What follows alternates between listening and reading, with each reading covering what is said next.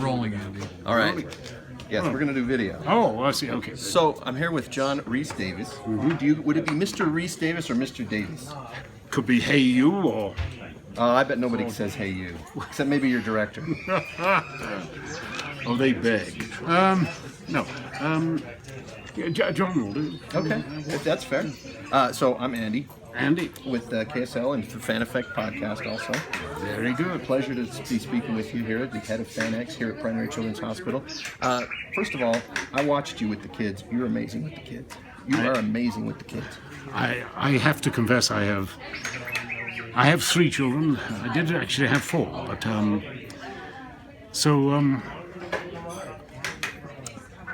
yes, well, it's very important that we take care of children.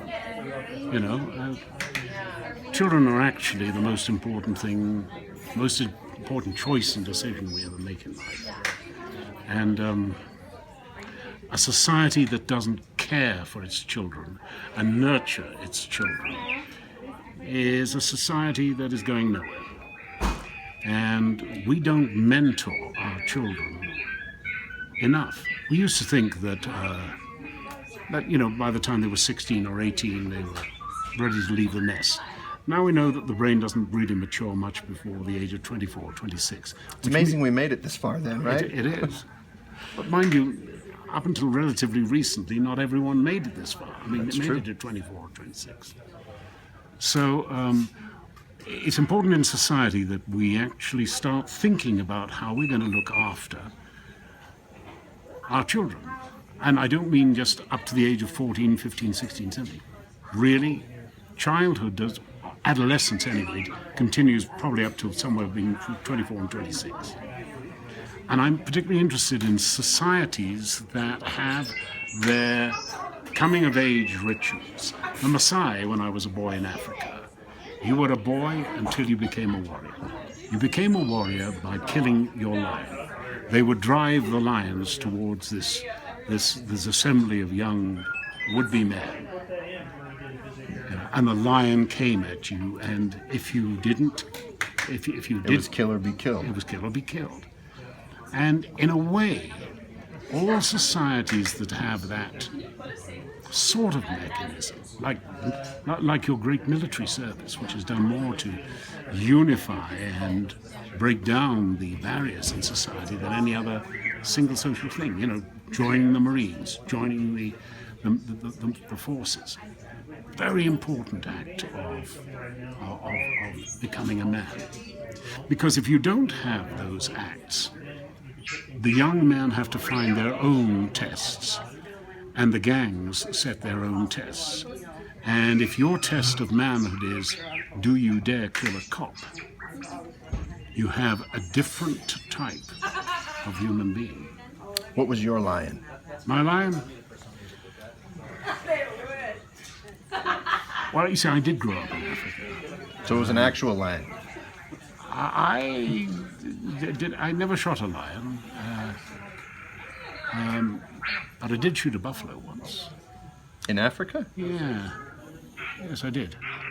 Why did I think buffalo were only in the U.S.? Well, they're bison here, you see, Bison. Andy. Come on now. I see. Come Wow. on, Andy. Thanks, Dan Spindle. Cape Buffalo is serious time. One of the You things see, a bull, now if a bull's coming at you, he puts his head down, but his eyes are so placed that he can't actually see you when he wants to do that.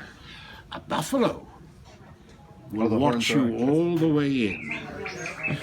we've seen what they can do to tourist cars up yeah. in Yellowstone. Oh, yes. What I noticed that you would do some things in character for kids. I've seen celebs that meet with kids, and they don't always do that. I personally think that's one of the coolest things that you can do is when you do your character when you talk to the kids. Look, these little fellas or ladies, they don't know really who you are. But in order to relate to them, you have to. It's so hard for old men to relate to young children again. I mean, Spielberg is wonderful because he still has those childhood memories and that childhood sensibility that makes him such a wonderful director of shows that children love.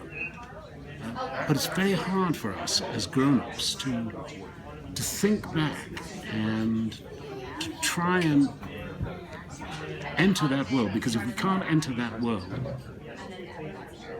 we're not really speaking to them. We're speaking to the greater audience outside. You've been to FanX before here in Salt Lake. What brings you back? I love this society. I'm very. I mean, you see. You've also performed with the Tabernacle Choir, so.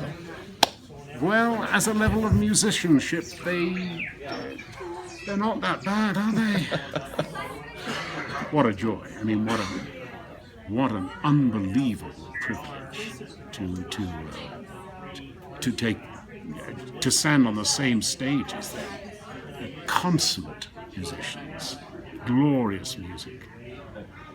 I can't play any instrument, and I really regret it. But yeah, I come back because all right. Let me try and link it to what I was saying before. Okay. Because you have your own manhood rituals here. Oh, the Mormons have their own manhood. Their manhood ritual and their womanhood ritual is to send people off on the mission. I went to Brazil. You did? I did. How many contacts did you have to make a week? As many as possible. All right. I didn't actually have a goal number of contacts, but I had to do service and try to meet people that way. How often were you allowed to call home? I got to call home a total of 5 times over 2 years. This is usually twice a year. Yeah, I got an extra one because my mission president was really nice. Well, there you are, you see. You're away from home, you're homesick, you're challenged, and you go out and you come back home and you cry because you are failing. And you get up the next day and you fail again. And you get up the next day and fail again. And it's all right. And at the end of that time, there is nothing on earth that is going to be harder than that. There's nothing that could replace it either. No. Nothing I could have done staying home would have equaled what I did there. Exactly. And that's your lion. And There you go, Andy. Well, thank you, John. I'm going to call you John since you said I could. of course you can, Andy. Sorry for being pompous.